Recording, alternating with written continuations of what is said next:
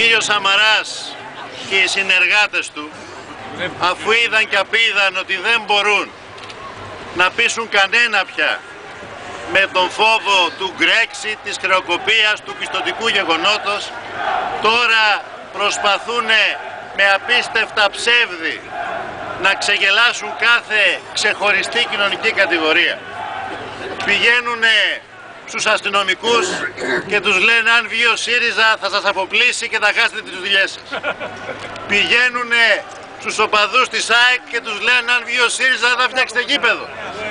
Πηγαίνουν στους Έλληνες κυνηγούς και τους λένε αν βγει ο ΣΥΡΙΖΑ θα καταργήσει το κυνήγι. Πηγαίνουν στους χριστιανούς, στους θρησκευόμενους και τους λένε αν βγει ο ΣΥΡΙΖΑ θα σας απαγορεύσει να θρησκεύεστε και θα κατεβάσει τις εικόνες. Το μόνο που δεν έχουν πει ακόμα είναι ότι αν βγει ο ΣΥΡΙΖΑ θα κάνει παιδομάζωμα και θα σας πάρει και τις γυναίκες. Μόνο αυτό δεν έχουν πει ακόμα στους Έλληνες και στις Ελληνίδες. Αυτές όμως είναι κινήσεις πανικού. Δείχνουν τον πανικό τους και γίνονται καταγέλαστοι. Υποβιβάζουν το επίπεδο της προεκλογικής αντιπαράθεσης τόσο χαμηλά, με μια αφεά μαύρη προπαγάνδα. Με τον φόβο όμως κανείς δεν πήγε μπροστά. Με τα επιχειρήματα, με τις θέσεις μας, με το πρόγραμμά μας, με την ελπίδα και την αποφασιστικότητα να ξαναχτίσουμε μια Ελλάδα της αξιοπρέπειας και της δικαιοσύνης.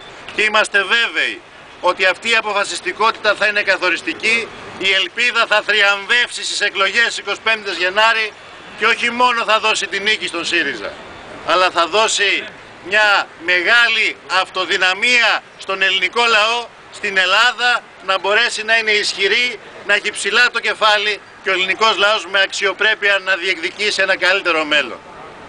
Φίλες και φίλοι, σας καλώ να δώσουμε μαζί αυτόν τον αγώνα, σπίτι το σπίτι, χωριό το χωριό, μέχρι την τελευταία μέρα. Θα είναι ένας δύσκολος αλλά όμορφος αγώνας. Ζούμε ιστορικές στιγμές, όταν ένας λαός υψώνει το ανάστημά του, τότε πράγματι οι στιγμές είναι ιστορικές και αυτά δεν συμβαίνουν πολύ συχνά στην ιστορία. Ίσως κάποιοι μεγαλύτεροι να τα ξανανιώσαν. Η δικιά μου η γενιά αλλά και οι μεγαλύτεροι από εμάς δεν τα νιώσαν, δεν τα ζήσαν, τα ζούμε τώρα.